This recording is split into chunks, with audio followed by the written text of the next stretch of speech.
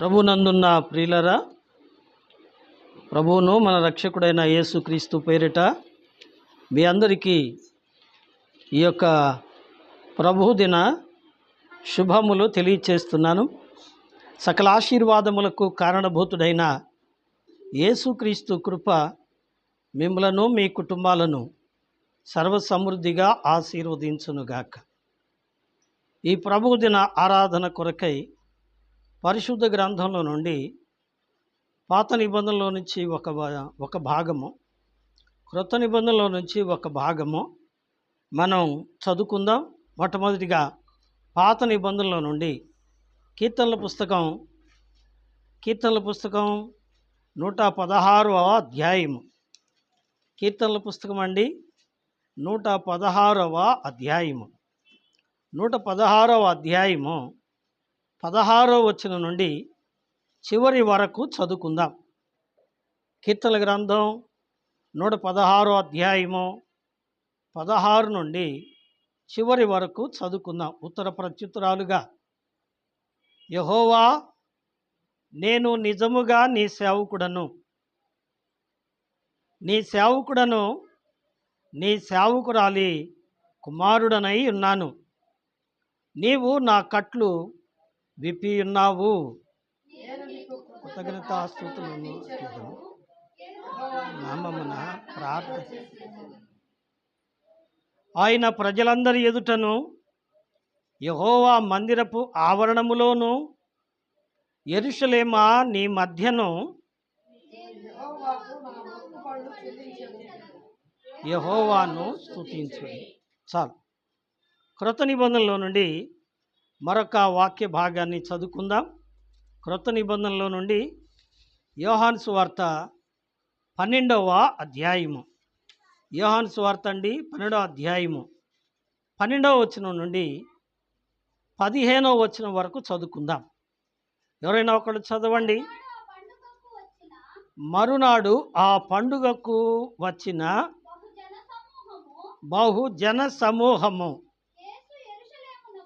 యేసు యెరూషలేమునకు వచ్చుచున్నాడని విని ఖర్జూరపు మట్టలు పట్టుకొని ఆయనను ఎదుర్కొనబోయి, జయము, ప్రభువు పేరిట వచ్చుచున్న ఇశ్రాయేలు రాజు స్తుతింపబడునుగాక అని కేకలు వేసిరి.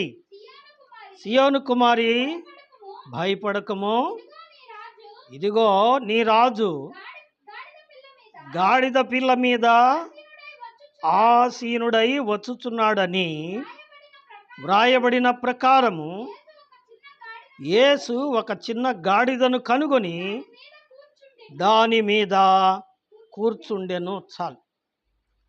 చదవబడిన ఈ లేఖన భాగమును ప్రభు మన కొరకై ఆశీర్వదించునుగాక. ఈరోజు నుంచి శ్రమల దినాల్లో ఆఖరి పరిశుద్ధ వారం ప్రారంభమవుతుంది. ఆఖరి పరిశుద్ధ వారం.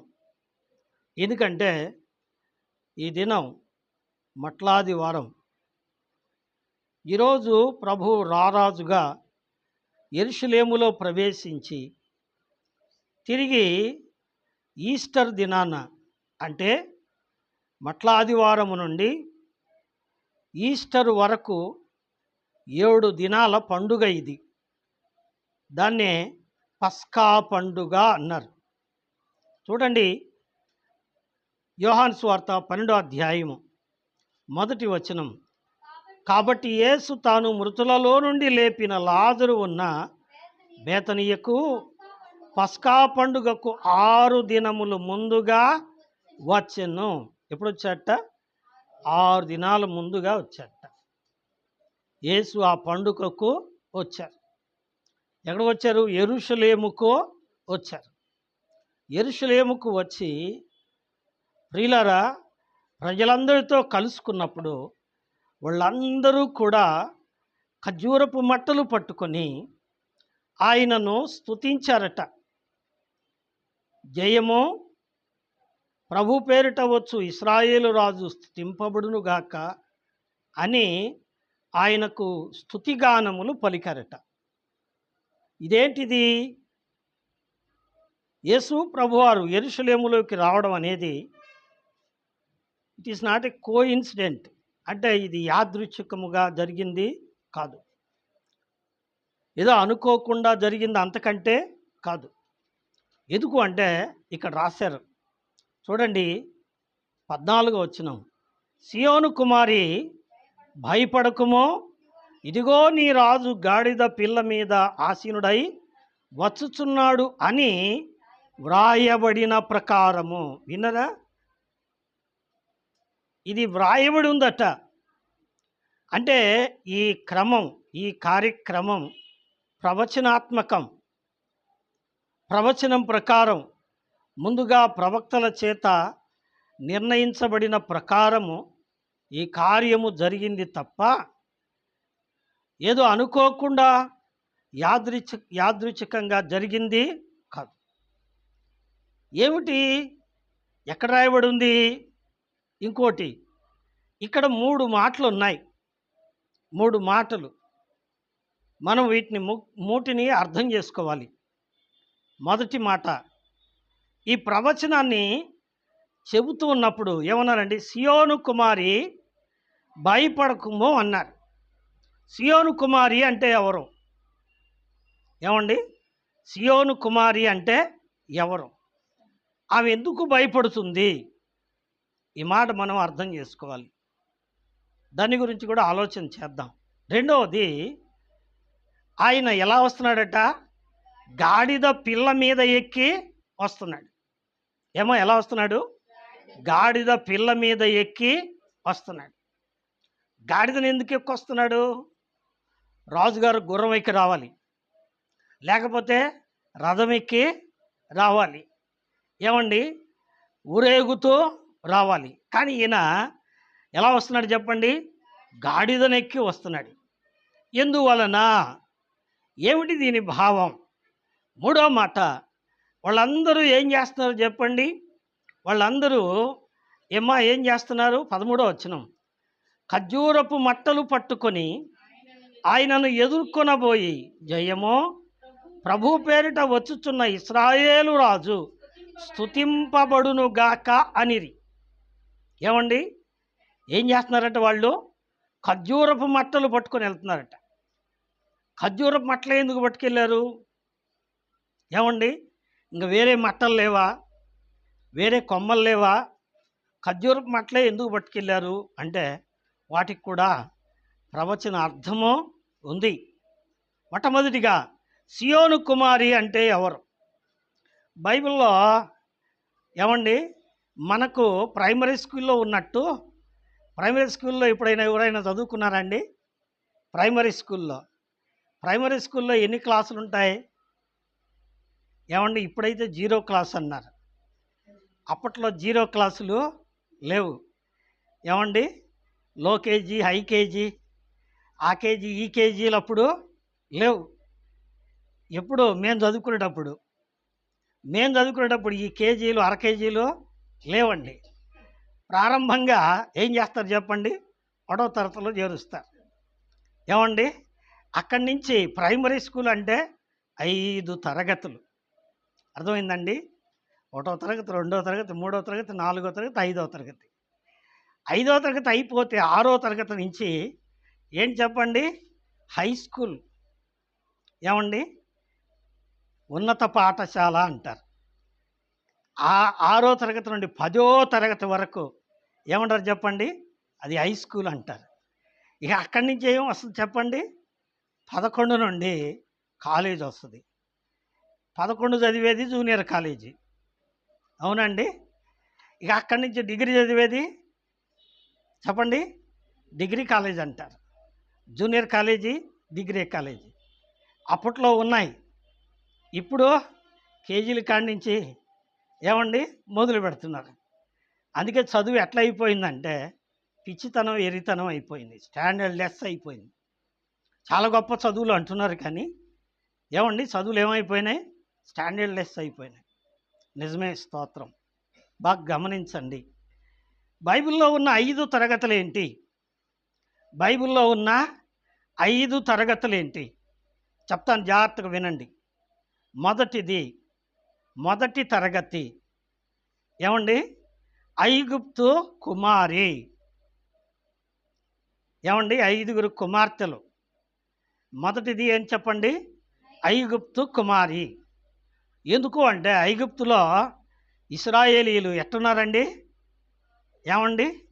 ఇప్పుడు పసిపిల్లలే సెల్ ఫోన్కు బానిసలు. ఏమండి? ఆ సెల్ ఫోన్ చూపిస్తే కానీ వాడు బోధినడం. అవునా కాదా?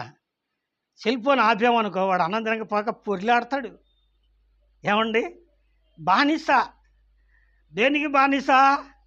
కొంతమంది రకరకాల బానిసలు అవుతారు. అది లేకపోతే కొట్టకలాడతారు, వణుకుతారు, గడగడలాడతారు కదండి.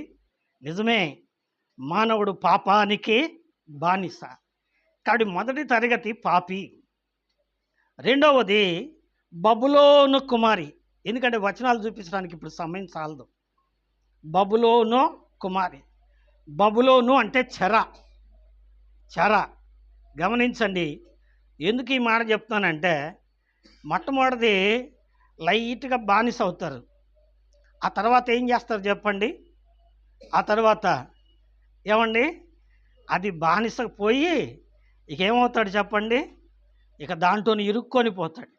అందుకే వాక్యంలో ఉంది, సామెతల గ్రంథం 23వ అధ్యాయంలో, వేశ్య లోతైన గొయ్యి, పరస్త్రీ ఇరుకైన గుంట. ఏమండి? అందుకే 40వ కీర్తనలు ఏమన్నాడండి? జగటగల దొంగ ఊబి. ఊబి అంటే కిందకు పోయేదనా పైకి వచ్చేదా? కాసేపు ఈత కొట్టి పైకి రావచ్చా అండి? రాలేము. పడ్డామంటే అది లోపలికి లాగిద్ది, కానీ బయటకు వచ్చే ఛాన్సే లేదు.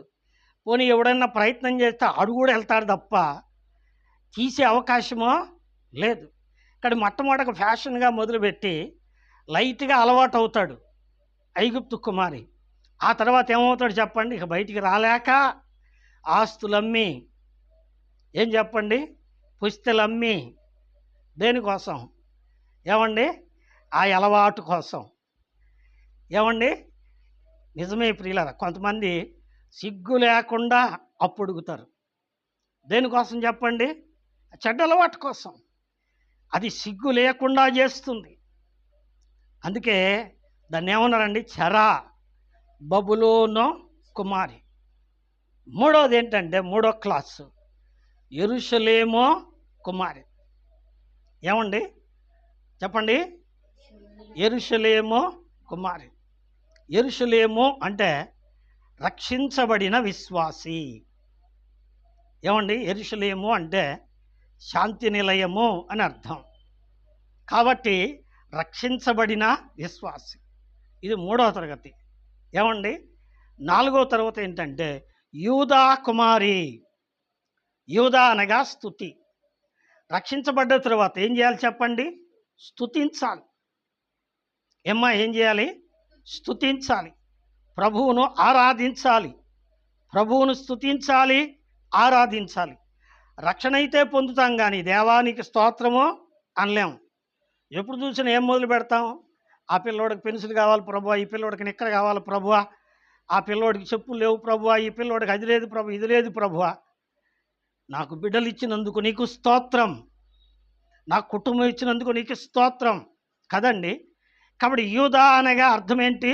స్తుతి. ఏమండి? యూదా కుమారి.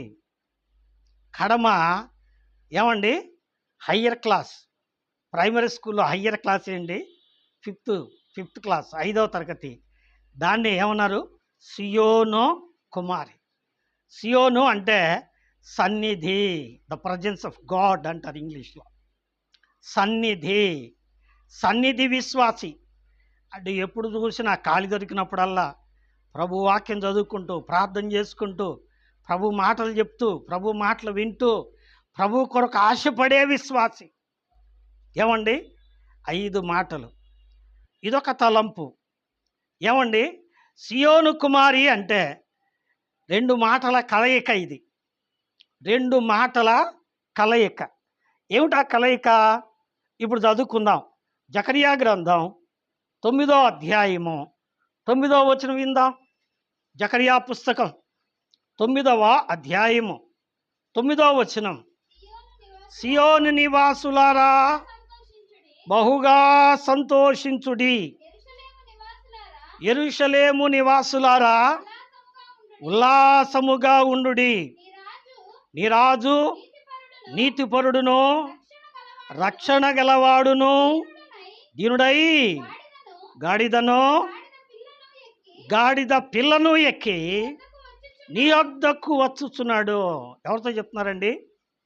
2 జనాంగాలు, కానీ 2 పేర్లు కనపడుతున్నాయి, కానీ మొత్తం ఒకటే. వాళ్ళు ఎవరండి? యూదులో, నెంబర్ 2 ఇశ్రాయేలీలు. వాళ్ళిద్దరూ దేవుని పిల్లలే కదండి. యూదులు, ఇశ్రాయేలీలు. వారిని ఏమన్నారంటే, ఏమండి, యెరూషలేము కాపురస్తులు, సియోను కాపురస్తులు కదండి.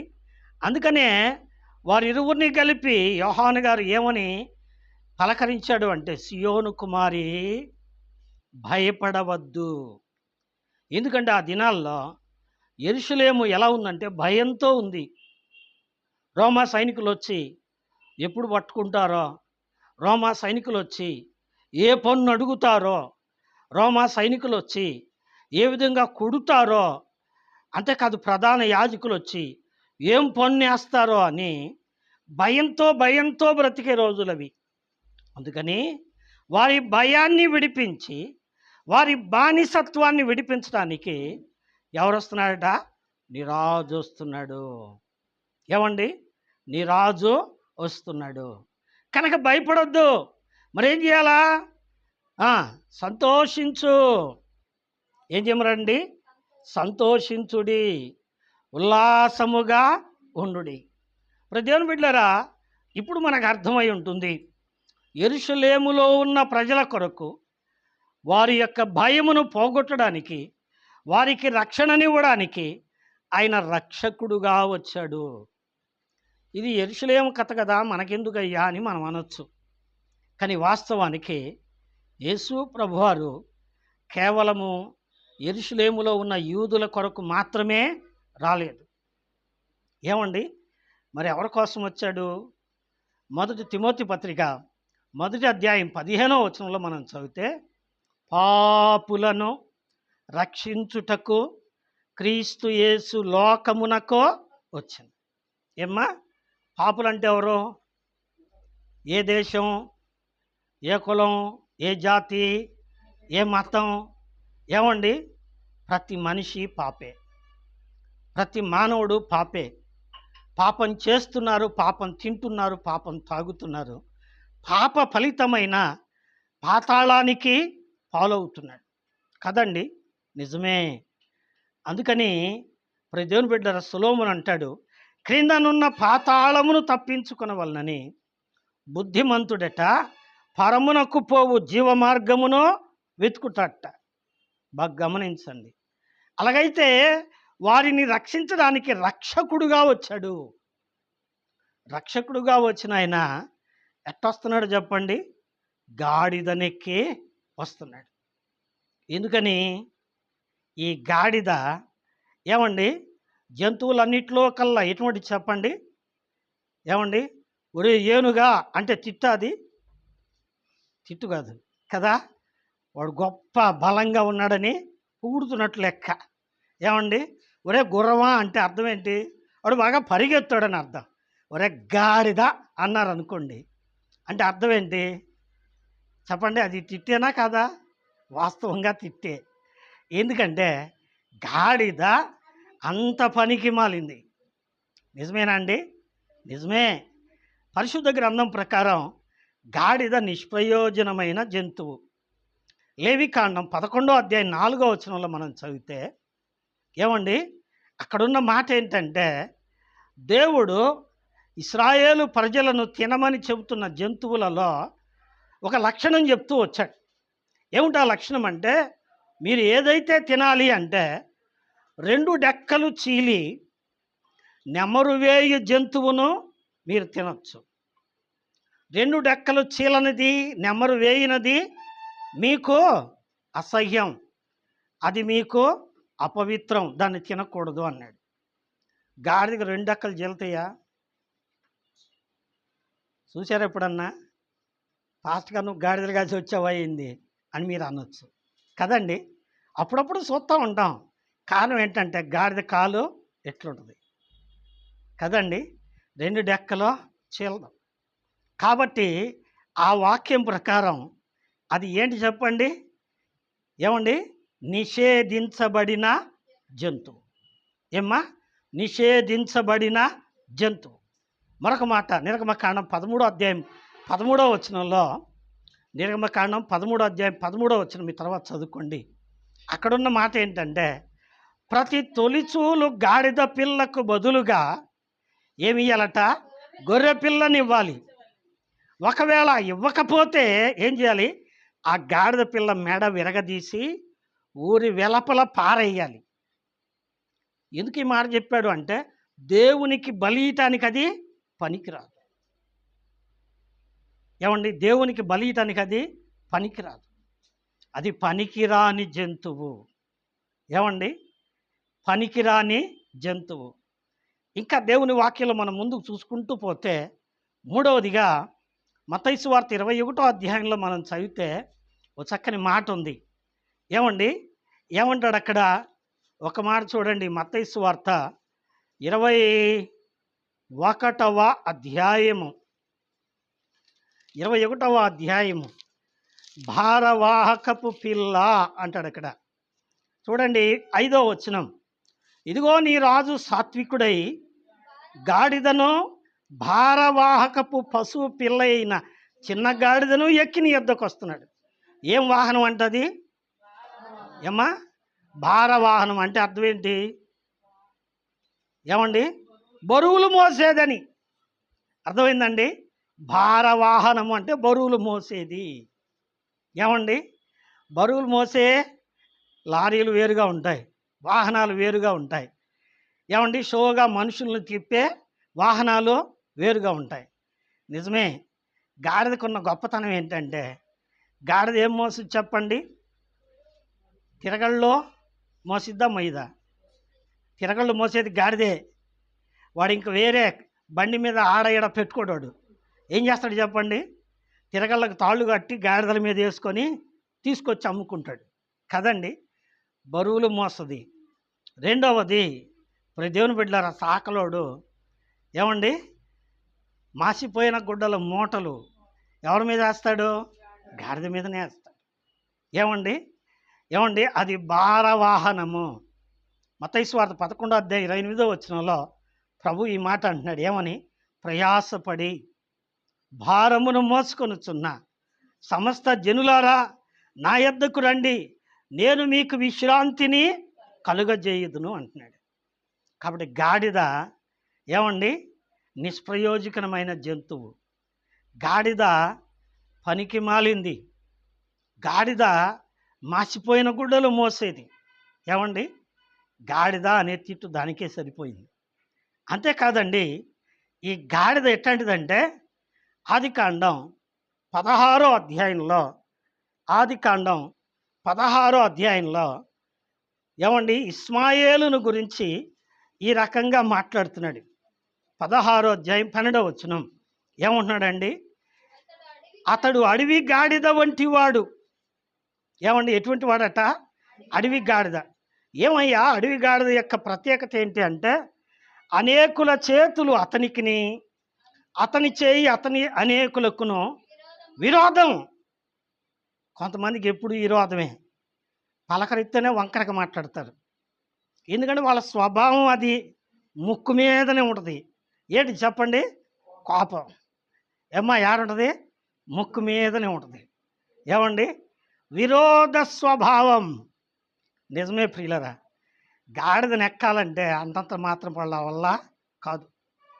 గుర్రానైనా స్వాధీనం చేసుకుని ఎక్కొచ్చు, కానీ గాడిదను ఎక్కటం చాలా కష్టం. దాని మీద ఎక్కనియదు, చాలా పెడద్రపుది అది. ఏమండి? అంతేకాదు 49వ అధ్యాయము ఆదికాండ గ్రంథం 49వ అధ్యాయంలో మనం చదివితే ఏమండి? అక్కడ ఒక మాట ఉంది. ఏముందంటే 14వ వచనంలో ఏమండి? ఇస్సాకారు 2 దొడ్ల మధ్య పండుకున్న, ఇది పండుకోవడానికి 2 దొడ్లు కావాలా? గాడిద పండుకోవడానికి 2 దొడ్లు కావాలా? ఒక దొడ్డి చాలదా? ఏమండి? ఎందుకని ఇలా చెప్పాడు? ఇప్పుడు మరొక మాట కూడా మీకు జ్ఞాపకం చేస్తా, మీ తర్వాత చదువుకోండి. ఏమండి? మార్క్స్ వార్త 11వ అధ్యాయము 4వ వచనంలో చదివితే, వారు వెళ్ళి చూడగా, వారంటే ఎవరు? శిష్యులు. ప్రభువారు చెప్పారు, మీ ఎదుటనున్న గ్రామానికి వెళ్ళి అక్కడ ఒక గాడిద కట్టివేయబడి ఉంటుంది, విప్పుకొని తీసుకురండి. ఎవరైనా అడిగితే అది ప్రభువుకు కావాలి అని చెప్పండి, వాళ్ళు తోలి పంపిస్తారు అన్నారు. వీళ్ళు వెళ్ళారు. వెళ్ళేటప్పటికి గాడిద ఎక్కడుందంట? ఇంటి బయట తలవాకిట కట్టబడి ఉంది. ఇంగ్లీష్ బైబిల్లో ఉంది, ఏమండి? In front of door హుచ్ place is 2 roads cross అని ఉంది. అంటే రెండు దారులు కలిసే చోట పండుకుంటుందంట అది. ఏమండి? 2 దారులు కలిసే చోట. ఈ 2 మాటలు క్లబ్ చేస్తే, ఏమండి? మనిషి 2 తలంపుల మధ్య ఉంటాడు. ఏమయ్యా, ప్రార్థనకు వస్తున్నావా? ప్రార్థనకు వస్తావు. ప్రార్థన అయిపోయిన తర్వాత ఏం చేస్తావు? ఏదో చేసుకుంటావు, నీకెందుకు అది సంగతి? ఏమండి? దేవుడు కావాలి, ప్రార్థన కావాలి, ప్రభు బల్ల కావాలి, తర్వాత ఏం కావాలి? చెట్లు కావాలి, తగాదాలు కావాలి, సినిమాలు కావాలి, షికార్లు కావాలి, మోసాలు కావాలి, అబద్ధాలు కావాలి, అన్యాయ చేష్టలో కావాలి. ఏమండి? 2 దారులు కలిసేది ఇది. ఏమండి? 2 తలంపులు. ఇదొక వేషధారణ. చాలామంది ఇట్లాంటి క్రైస్తవులు ఉన్నారు. వాళ్ళే మత క్రైస్తవులు. పండగ చర్చికి వెళ్తారు. ఏమండి? తీరినప్పుడు ఆదివారం చర్చికి వెళ్తారు. మిగతా రోజుల్లో కొట్లో కూర్చొని ఏం చేస్తుంటారు చెప్పండి? వీళ్ళని ఏమంటారు? 2 తలంపుల మధ్య బ్రతికే గాడిదలు కదండి. ఏమండి? ఈనాడు ఈ గాడిదలు ఎక్కువ అవుతున్నాయి. అందుకే దేవుని వాక్యము అవమానపరచబడుతుంది కదండి. నిజమే. ఇలా చెప్పుకుంటూ పోతే చాలా ఉన్నాయి. ఈ గాడిదలో ఇంకో మాట, సమూయేలు మొదటి గ్రంథం 9వ అధ్యాయం 3వ వచనంలో మనం చదివితే, అక్కడ ఏమండి? కీషు గార్ధపములు తప్పిపోయెను అంటాడు. ఏం పోయినాయి అంట? తప్పిపోయెను. యెషయా గ్రంథం 59వ అధ్యాయంలో ఇలా అంటాడు, మనమందరము గొర్రెల వలె త్రోవ తప్పిపోతిమి, మన అందరి దోషములు ఆయన అతని మీద వేశాను. ఏం చేసామంట? మనం తప్పిపోయాం. బ్రహ్మపత్రిక 3వ అధ్యాయం 11వ వచనం, నీతిమంతుడు లేడు, ఒక్కడునూ లేడు, అందరూ ఏకముగా త్రోవ తప్పి ఏమయ్యారంట? పనికి మాలిన వారయ్యారట. నిజమే ప్రియులారా. ఇలాగో దారి తప్పినోళ్ళు, దారి తెలియనోళ్ళు, దేవుణ్ణి తెలియనోళ్ళు, ఇదొక మతంగా, ఇదొక ఆచారంగా, ఏమండి? ఇదొక పండగగా, ఏమండి? బ్రతికేవాళ్ళు, నిజ దేవుని ప్రేమను ఎరగని వాళ్ళు, ఇటువంటి వాళ్ళని ఏమంటారు చెప్పండి? గాడిదలో అంటారు. అందుకే యెషయా గ్రంథం 1వ అధ్యాయము 2వ వచనంలో అంటాడు ప్రభువారు, ఏమంటాడంటే, ఏమండి? ఎద్దు తన కామందు నెరుగును, గాడిద తన సొంత వాని దొడ్డి తెలుసుకొనును, నా ప్రజలైన ఇశ్రాయేలుకి ఏం లేదంట? తెలివి లేదు, వారు మూర్ఖులు. నిజమే ప్రియులారా. గాడిద ఎలాగైతే తప్పిపోతుందో మనిషి కూడా అలాగే తప్పిపోతున్నాడు. తప్పిపోయి ఎలా ఉన్నాడు? కట్టబడిన వాడుగా ఉన్నాడు. ఏమండి? కట్టబడిన వాడుగా ఉన్నాడు. దేవుని బిడ్డారా గమనించండి, ఎక్కడ కట్టబడినాడు? 107వ కీర్తనలో మనం చదివితే, 107వ కీర్తన 11వ వచనం, 107వ కీర్తన 11వ వచనం, వారు ఇనుప కట్ల చేత కట్టబడి ఉండెను అని రాయబడింది అక్కడ. ఎవరోళ్ళు? ఇశ్రాయేలీలు. ఎక్కడట? ఐగుప్తులో ఇనుప సంకెళ్ళ చేత బంధించబడ్డారు. 14వ వచనంలో, ఆయన వారి కట్లను విప్పెను. ఏమండి? వారి కట్లను విప్పెను. లూకా సువార్త 13వ అధ్యాయంలో ఒక తల్లి ఉంది. ఎవరా తల్లి? నడుము వంగిపోయిన స్త్రీ. ఏం వంగిపోయిందంట? నడుము వంగిపోయింది. ఎన్నేళ్ళ నుంచి? 18 ఏళ్ళ నుంచి. మరి ఆడుందామా? మందిరంలోనే ఉంది. యేసుప్రభు వారు మందిరానికి వచ్చారు. 18 ఏళ్ళ నుంచి అట్టే ఒంగోని ఉందట.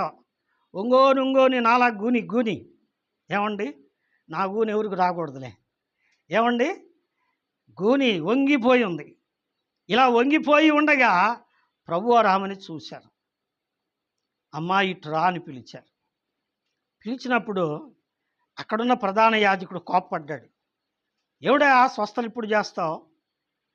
ఈరోజు ప్రభు దినం కదా, విశ్రాంతి దినం కదా. విశ్రాంతి దినమున ఈ కార్యము చెయ్యవచ్చునా? మిగిలిన దినాల్లో చేసుకోవచ్చుగా అన్నాడు.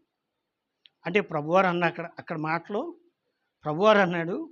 ఏమన్నాడంటే, ఎవడైనా విశ్రాంతి దినమున తన ఎద్దునైనను తన గాడిదనైనను నీళ్లు పెట్టడానికి విప్పడా అని చెబుతూ 18 ఏళ్ల నుండి సాతాను చేత కట్టబడి ఉన్న, ఏమండి 18 ఏళ్ళ నుంచి సాతాను కట్టేశాడు. ఏమండి కట్టేశాడు. ఏం కట్టేశాడు చెప్పండి? ప్రార్థనకు వస్తారు, బైబిల్ తీసుకుంటారు, ప్రార్థనకు వస్తారు, బైబిల్ తీసుకుంటారు, వాక్యం వింటారు, వాక్యం వింటానే కమ్మగా నిద్రపోతారు, గురకబెడతారు. తర్వాత ఏం చేస్తారు చెప్పండి? ఇంతలా ఉంటుంది బొగ్గ. ఏమండి సాతాను కట్టివేయబడి ఉంది. ఏమ్మా రోగం వస్తుంది, ఎందుకమ్మా ప్రభువుని నమ్ముకున్నావు, ఎందుకు తింటావు అంటే, అది లేకపోతే నరాలు లాగుతాయి పాస్టర్ గారు. ఏం లాగుతాయి అంట? నరాలు లాగుతాయి. ఏమండి నిజమే, దేవుని స్తోత్రం. బలహీనపరిచినటువంటి సాతాను కట్లు నిజమే దేవుని బిడ్డలారా. ఏమండి యోహాను సువార్త 11వ అధ్యాయము 44వ వచనంలో మనం చదివితే, ఏమండి లాజరు బయటికి రా అని ప్రభువారు పిలిచారు. పిలిచినప్పుడు లాజరు ఎట్టొచ్చాడట? ప్రేత వస్త్రములతో కట్టబడిన వాడై బయటికి వచ్చాడు. ప్రేత వస్త్రాలంటే ఏమండి? ప్రేత వస్త్రాలు, ఈ ప్రేత చేష్టలు, ప్రేత వస్త్రాలు ఈస్టర్ రోజు చెప్పుకుందాం. ఏమండి ప్రేతలు అంటే చచ్చినవి. ఏమండి ప్రేతలు అంటే ఏంటి? సచ్చినవి. నిజమే, సచ్చిన పనులు. సచ్చిందేంటి? శరీరం. పోయిందేంటి? ఆత్మ. శరీర కార్యాలు పోవు. ఎంత వాక్యం విన్నా, ఎంత వాక్యం చెప్పినా శరీర కార్యాలు పోనే పోవు. ఎంత భయంకరం అండి. ఏమండి ప్రేత కట్ల చేత చుట్టబడి ఉంది. ప్రభువారు అంటున్నారు, అతని కట్లు విప్పి పోనీ. ఇలా చాలా చెప్పుకోవచ్చు, సమయం వృధా అవుతుంది. ఇప్పుడు కట్టబడిన గాడిద, దేవుని బిడ్డారా, పాపములో సాతాను చేత పాప అలవాట్లతో కట్టబడి ఉన్న ఒక మనిషికి సాదృశ్యం. అలాగైతే ఆ పాపి అయిన మనిషిని రక్షించడానికి వచ్చాడు గనక ఆయన అన్నాడు తన శిష్యులతో, వెళ్ళి దాన్ని విప్పుకొని నా యొద్దకు తీసుకొని రండి అన్నాడు. ఇప్పుడు మనం చదువుదాం. ఏమండి 116వ కీర్తన 16వ వచనం ఏమన్నాడు? యెహోవా, నేను నీ సేవకుడును, నీ సేవకురాలి కుమారుడును, నీవు నా కట్లను. ఏం కట్టబడి ఉన్నాయి? ఆయనకి కట్లు కట్టబడి ఉన్నాయి. ఏమండి నోరి కట్టు, కళ్ళ కట్టు, తలంపులకు కట్టు, చేతలకి కట్టు, ఏమండి కాళ్ళకి కట్టు. కాళ్ళు కట్టేస్తున్నారు కాబట్టి, సాతాను కట్టేశాడు కాబట్టి నడిచి దేవుని మందిరానికి రాలేం. కొంతమంది మరీ అన్యాయంగా చెప్తున్నారు, యాడెక్కుతామండి ఆ మెట్లు, మేము రాలేం, అందుకని రావట్లా. ఎన్నాళ్ళు రావట్లేదు? నెలకొకసారి అన్నారా? నెలకొకసారి 4 మెట్లు ఎక్కలేవు. ఏం ఎక్కలేనండి. ఎందుకని? నా కాళ్ళు పనిచేయట్లా. మంచి బెస్ట్ నీకు ఇష్టమైన హీరో సినిమా వచ్చింది, మెట్లెక్కి పోవా? ఏమండి పెద్ద రాజకీయ నాయకుడు వచ్చాడు, అందరూ అర్జీలు పట్టుకొని పోతున్నారు, టకటక నడిచిపోవా?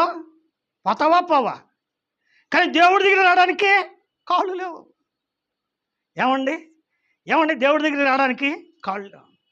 దేవుని పాట పాడటానికి చేతులు రావు, నోరు రాదు. ఏమండి, ఎంతసేపు చేతులు వెనకాలే ఉంటాయి, నోరు మూసుకొనే ఉంటాం. కనీసం స్తోత్రం అన్నా చెప్పం. పక్కన వాళ్ళు పాట పాడుతుంటే ఏం చెప్పం చెప్పండి? తండ్రి నీకు స్తోత్రం అని అన్న ఆ మాట అన్నా నోరు తెరిచి అనలేము. ఎందుకంటే నోరు కట్టివేయబడింది, చేతులు కట్టివేయబడిన గాడిదలు. ఇటు గాడిదలను విడిపించడానికి ఆయన ఏం చేశాడండి? నాకు అదే కావాలి. ఆయన ఎన్నుకున్నాడు. ఏమెన్నుకున్నాడండి? గాడిదను ఎన్నుకున్నాడు. గాడిదను ఎన్నుకొని తీసుకొచ్చి ఏం చేశాడు చెప్పండి? ఏమ్మా ఏం చేశాడు? గాడిదను తీసుకొచ్చిన తర్వాత సమయం లేదు గనక ముందుకు వెళ్తున్నా. మత్తయి సువార్త 21వ అధ్యాయము 3, 4, 5 వచనాలు చదివితే చదువుతారమ్మా ఎవరైనా? మత్తయి సువార్త 21వ అధ్యాయము 21వ అధ్యాయము ఆ, ఆ, ఆ, ఆ,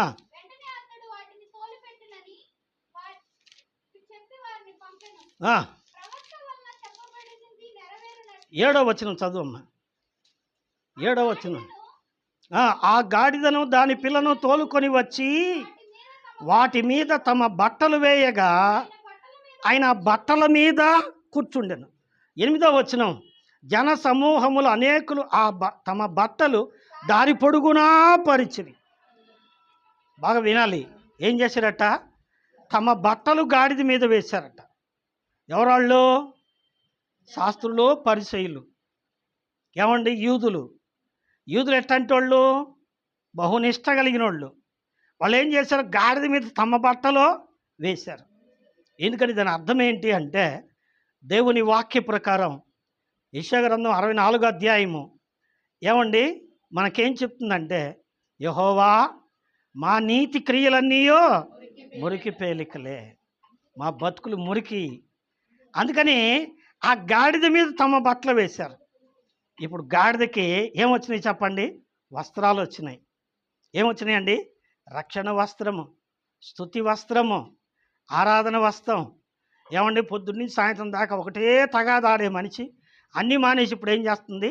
దేవుని పాటలు పాడుతుంది, దేవుణ్ణి స్తుతిస్తుంది. బ్రతుకు మారిందా లేదా? వస్త్రం మారిపోయింది. ఇప్పుడు ఆ గాడిద మీద ఎవరు కూర్చున్నారు చెప్పండి? యేసయ్య కూర్చున్నాడు. యేసయ్య కూర్చున్నప్పుడు యేసయ్యను మోసుకొని వెళుతుంది ఆ గాడిద. ఏమండి? యేసయ్యను మోసుకొని వెళుతుంది. ఎవడైనా గాడిద మీద కూర్చుంటే అది చక్కరంగా నడవదు. ఎందుకంటే దాని గాడి చేష్టాలయ్యి. మనం ఏమండి సమయం ఉంటే చూసుకోవచ్చు. బిలాము గాడిదను ఎక్కితే చక్కరంగా నడవలాది, అందుకని కొట్టాడు దాన్ని. ఏమండి? గాడిద మనిషి ఎక్కితే సరిగా నడవదు. ఏమండి? అది సాధు చేయబడితే తప్ప. ఏమండి?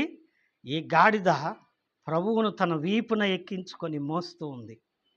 మోస్తూ ఎలా నడుస్తుంది చెప్పండి? వారంతా దారి పొడుగున తమ వస్త్రములు పరిచిరి. ఇప్పుడు నేల మీద నడవట్లా. ఎక్కడ నడుస్తుంది? ఏమండి? On the carpet. ఏమండి? అది నడవడానికి ఏమొచ్చింది చెప్పండి? కార్పెట్ వచ్చింది. కార్పెట్ అంటే ఏంటి చెప్పండి? విఐపీలు నడిచేదాన్ని ఏమంటారు? కార్పెట్ అంటారు.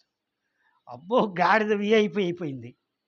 ఇప్పుడు ఆ గాడిద నడవటానికి రెండవది ఏం చేశారండి? ఖర్జూరపు మట్టలో వేశారు. ఈ ఖర్జూరపు మట్టల గురించి 1-2 మాటలు చెప్పి ముందుకెళ్తా. ఖర్జూరపు మట్టలు జయమునకు సూచన. ఖర్జూరపు మట్టలు పట్టుకొని ఏమన్నారు వాళ్ళు?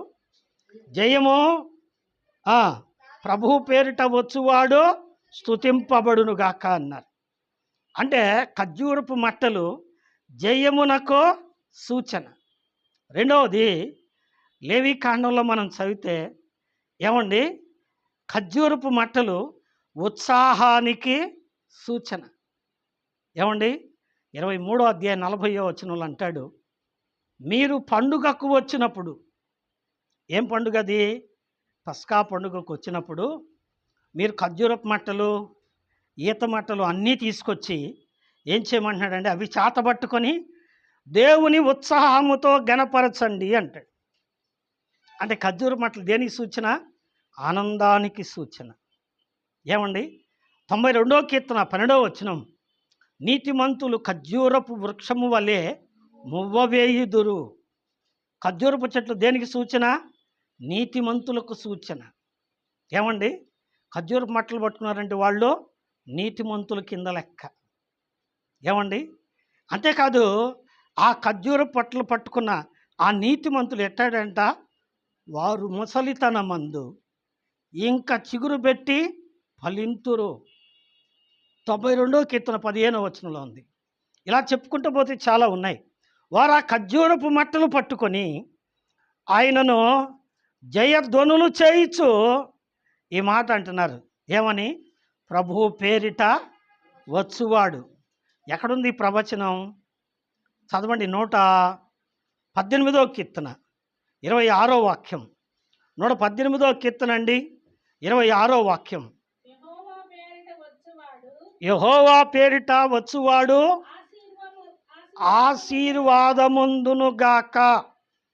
ఏమండి యెహోవా పేరిట వచ్చువాడు ఆశీర్వాదముందునుగాక. ఇంగ్లీష్లో blessed who is come in the name of the lord. అంటే ప్రభువు పేరిట, దేవుని పేరిట, యెహోవా పేరిట వచ్చేవాడు ఎటువంటి వాడట? ఆశీర్వదించబడినవాడు, స్తుతించబడేవాడు, ఆరాధించబడేవాడు. ఇది ప్రవచనం. కనుక ప్రియులారా, నిన్ను నన్ను ప్రభువారు రక్షించి ఏం చేశాడు చెప్పండి? గాడిదలాగా వదిలేలా ఏం చేశాడు చెప్పండి? తన వాహనంగా చేసుకున్నాడు.